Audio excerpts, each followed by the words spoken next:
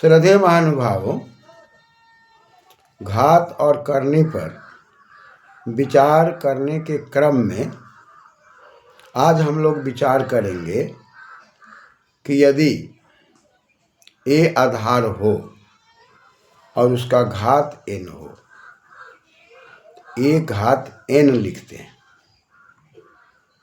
ठीक इसी को करनी में ले जाने पर हम करनी घात n लिखते हैं और करणीगत a लिखते हैं।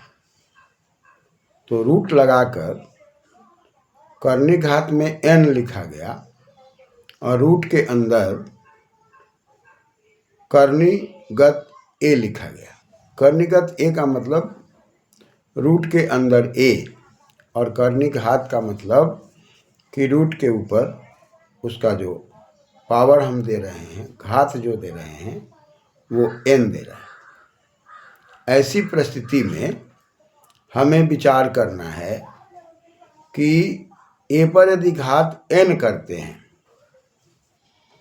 तो ऐसी परिस्थिति में a को यदि हम आधार मान लेते हैं या a को हम यदि धन पूर्णांक मान लेते हैं और ऊपर जो n घात करते हैं उस घात में हम गिनती की संख्या या प्रकृत संख्या को 1 2 3 4 5 6 7 8 उसका घात करने का प्रयास करते हैं। तो ऐसी परिस्थिति में नियम के अनुसार जितना हम घात करते हैं उतना जो आधार है, जिसको हम पूर्णांक कहते हैं या पूर्ण संख्या कहते हैं, चाहे वो प्लस में हो या माइनस में हो, धन में हो या ऋण में हो, तो ऐसी परिस्थिति में हम यदि कल्पना करते हैं कि a का मान यदि 2 हो और उसका घात यदि 3 हो, तो 2 का घात 3 करने पर हम उसको घातांक कहते हैं। n की जगह पर मान जैसे ही रखते हैं घात का अंक, तो उसको 3 रखते हैं। तो 2 घातांक यदि 3 लिखते हैं तो 2 गुना 2 गुना 2, 2 दूनी 4 दूनी 8, ये इसका परिणाम घात घातांक के अंदर दिखाई पड़ता है। यहाँ पर एक समान अंकों को बार बार गुना करने का आदेश घात दिखाई पड़ता है। यानी कि 2 पर पावर यदि हम 3 करते हैं तो 2 को 3 बार बार गुना करना पड़ता है। 3 के जगह पर 4 करते हैं तो 4 बार गुना करना पड़ता है। 5 करते हैं तो 5 बार गुना करना पड़ता है। यानी कि घात के अंक जो भी लिखेंगे उसी अंक को बार बार गुना करना होगा, उसमें अंकों में कोई परिवर्तन नहीं होगा। 2 पर यदि घात है 3 तो 2 को 3 बार गुना कर रहे हैं, 2 गुना 2 गुना 2। अब 2 की जगह पर यदि बदलता है तो आधार समान ही रहना चाहिए। यदि हम 3 गुना 3 गुना 3 लिखते हैं और 3 पर घात 3 करते हैं तो 3 तिहाई 9 तिहाई 27 होता है। यानी कि आधार एक जैसा होगा, उसी को बार बार गुना करने का आदेश घात या घातांक कहला रहा है। लेकिन यदि हम लिखते हैं करनी घात 3 और करणीगत 2, या हम इसको पहले सूत्र में लिखते हैं करनी घात n और करणीगत a। अब a की जगह पर यदि हम 2 रख देते हैं और n की जगह पर 3 रख देते हैं, तो वहाँ पर यदि हम करनी घात n रखते हैं और करणीगत a रखते हैं तो इसका मान निकालने पर ये अपरिमेय हो रहा है। यानी कि 2 पर 1/, हम n लिख देते हैं या n की जगह पर 3 कर देते हैं।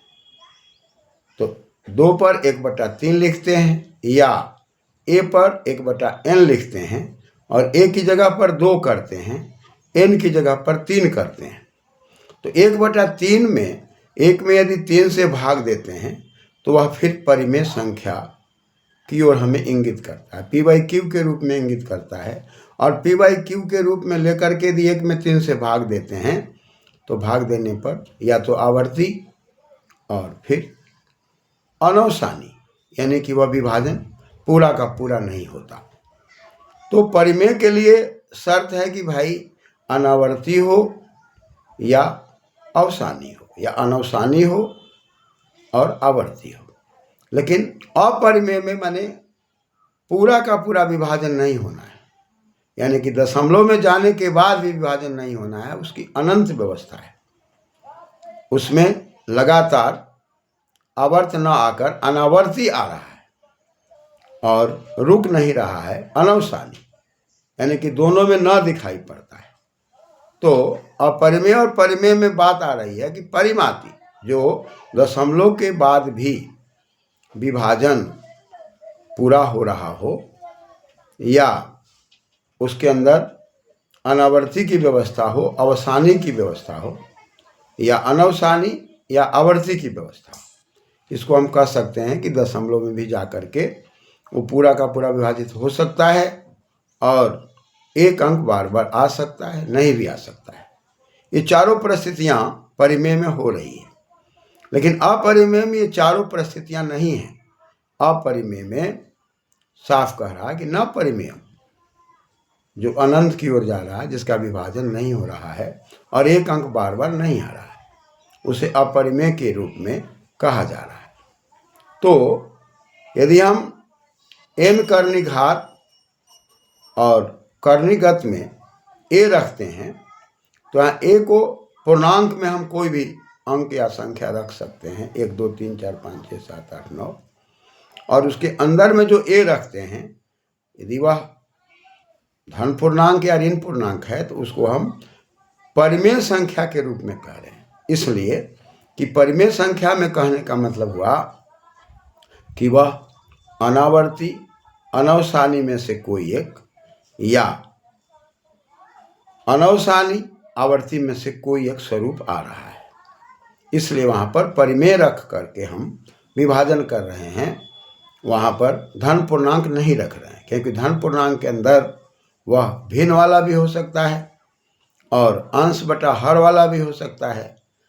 लेकिन हमें यहाँ p/q के रूप में परिमेय को दिखाया गया है और q 0 के रूप में नहीं दिखाया गया है।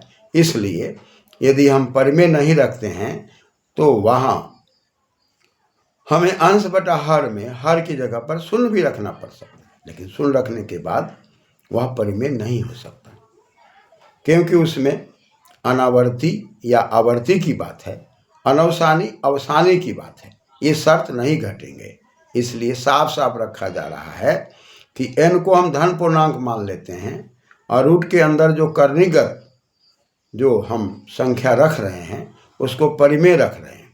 तो परिमेय रखने के बाद n जो धन पूर्णांक होगा उसको यदि हम लिख देते हैं a पर घात 1/n, या हम a को 2 रखते हैं और n को 3 रखते हैं तो हम लिख सकते हैं 3 कर्णी घात, फिर हम अंदर में 2 कर्णीगत रख देते हैं।